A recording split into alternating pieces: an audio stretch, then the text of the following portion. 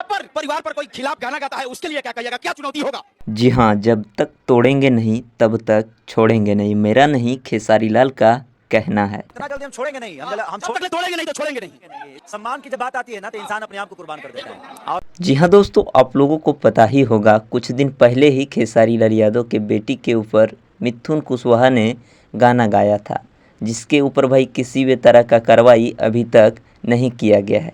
तो जितने भी खेसारी फैंस हैं यही पूछ रहे हैं कि भाई मिथुन कुशवाहा के ऊपर जल्द किसी तरह का कार्रवाई किया जाए। तो उसी के लिए भाई खेसारी लाल यादव अपने इंटरव्यू के दौरान बताए हैं कि जल्द ही बड़ा एक्शन, और समझ सकते हैं कितना बड़ा एक्शन होने वाला है, ये खेसारी फैंस भली भांति जानते हैं। तो तैयार रहिएगा, कल सुबह आराध्या फिल्म से बहुत ही हाई लेवल का गाना आ रहा है।